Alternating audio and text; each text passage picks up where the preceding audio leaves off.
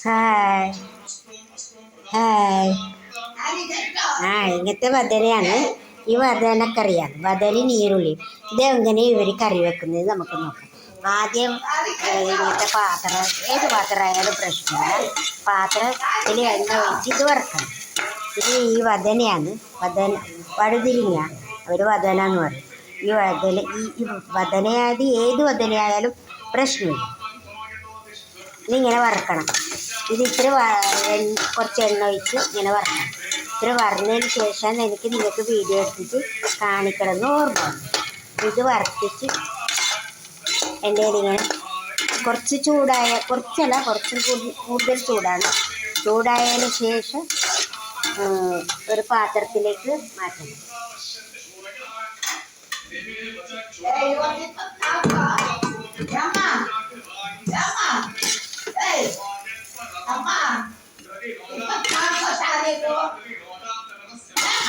ಇಪ್ಪತ್ತೆರಡು ಈ ಅಮ್ಮ ನೆಕ್ಕಿದಿಲ್ಲ. 22 21ಕ್ಕೆ ತೆಂಗಿನಕಾಯಿ ತಗೊಂಡು ಬಂದಿದ್ದು. 21നാണ് തേങ്ങ കൊണ്ടുവന്നത്. ഒരു 10 തേങ്ങ, ഒരു മാസത്തേക്ക് ഞങ്ങൾക്ക് 10 തേങ്ങ. ഇതിൽ പിന്നെ കുറച്ച് എണ്ണ ഒഴിച്ച് ഇത് പിന്നെ എണ്ണയിൽ വരട്ടുമ്പോൾ ഉപ്പിടണേ.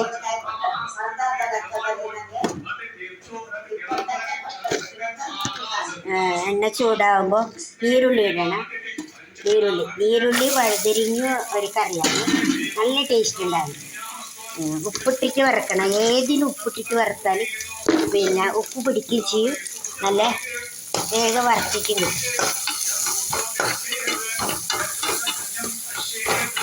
വഴുതിരിഞ്ഞ് നീരുള്ളിയുള്ള ഒരു കറിയാണ്. എന്തില്ലെങ്കിൽ നല്ലൊരു കോഴിക്കറി പോലെ ഉണ്ടാകും. എന്ത് വേണ്ട, തേങ്ങയും മുളകും. നമുക്ക് കാരം വേണ്ട, അതുകൊണ്ടാണ് ഞാൻ ഒരു ഇതെടുത്ത് ഇതിനുണ്ട്. പിന്നെ പുളി, കൊത്തമ്പാരി, ഇത്രയും മാത്രം മതി. ഇത് കൂടുതൽ നെയ്സ് ചേർക്കണ്ട, നെയ്സും അല്ല തരിതരുമല്ല, ആ രീതിയിൽ അരച്ചിട്ട് അപ്പോഴേക്ക് ഇത് വരണ്ടെല്ലാം ആവുമല്ലോ. ഇത് ഏകദേശം നല്ലോണം ഇതാണ്ട, ഏകദേശം വാടിയാൽ മതി. അതും അങ്ങനെ വഴുതിരിഞ്ഞ് അങ്ങനെ ഏകദേശം വാടിയാൽ മതി. ഇതാക്കുമ്പോൾ ചേഞ്ച് ആക്കേണ്ട ആവശ്യമില്ല. ഇത് കടുവൊന്നും വറുക്കലില്ല. ഇവരങ്ങനെയാണ് ചെയ്യുന്നത്. ഇവരുടെ രീതിയിലുള്ള കറിയാണ് ഞാൻ വീട്ടിൽ കാണിച്ചത്. എനിക്ക് നല്ല ടേസ്റ്റ് ഉണ്ട്. ഇതിൽ വേറെ കറിയൊന്നും വേണ്ട, നല്ലൊരു ചോറ് വയ്ക്കാം.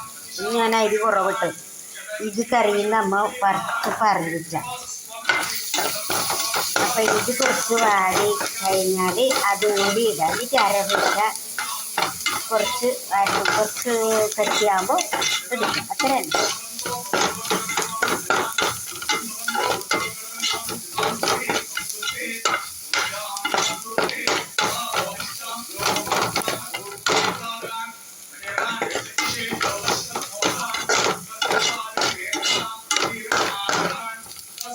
കണ്ടല്ലോ, കുറച്ച് വാടിയത് മാത്രമേ ഉള്ളൂ.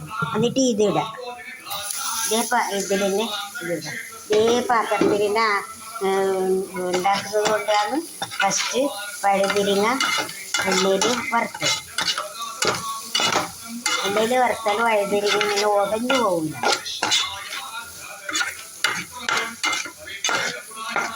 ഇത്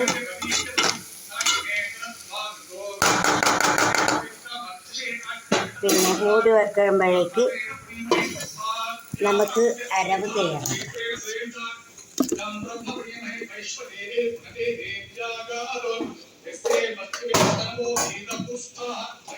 ഇത് മൂന്നും തേങ്ങ, കൊത്തമ്പാരി, 2 കൂടിയ മുളക്, പുളി.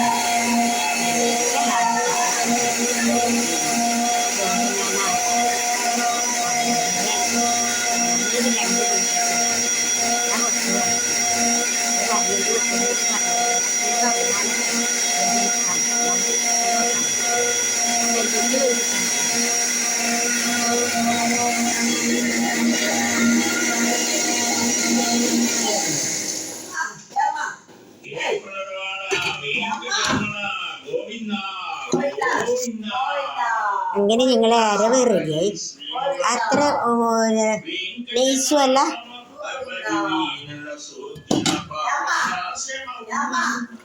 പിന്നെ ഇതിലേക്ക് ഇടാം. ഇതിൽ വേറെ കടുകൊന്നും വറക്കണം.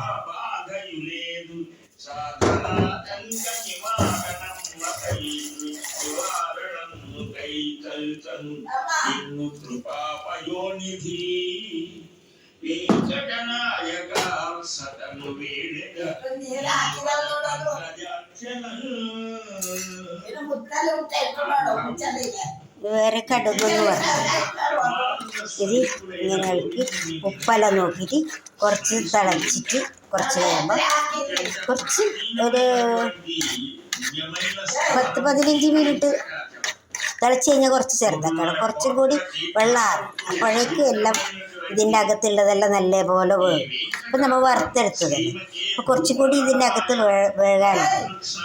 അപ്പോൾ ഇത് നമ്മളൊരു 10-15 മിനിറ്റ് കുറച്ച് വെള്ളമാറുന്നത് വരെ പിന്നെ ഒക്കെ തിളച്ചിട്ട് കഴിഞ്ഞിട്ട് പിന്നെ ഇതായെങ്കിൽ അത് വന്നു ഉപ്പെല്ലാം നോക്കിയിട്ട് കറക്റ്റായിട്ട്. അപ്പോൾ ഇതിന് ഉപ്പ് വെച്ചിട്ടാണ്. ഉപ്പ് നല്ലൊരു പറ്റണം.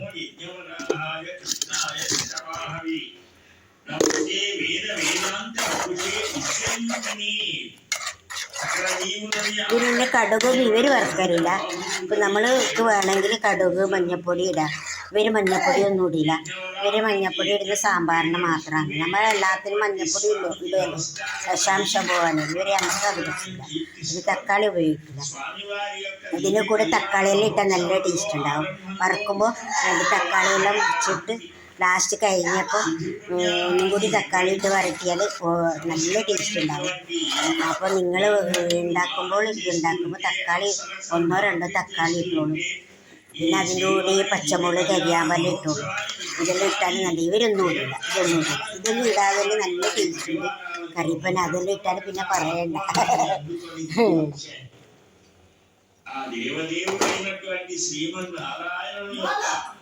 ఈ కళ్యాణ వైభవాన్ని దర్శించడానికి మానవులే కాదు, సిద్ధులు సాధులు దేవతలు అందరూ కూడా దిగి వస్తారు. ఈ విశ్వమంతా వ్యాపించిన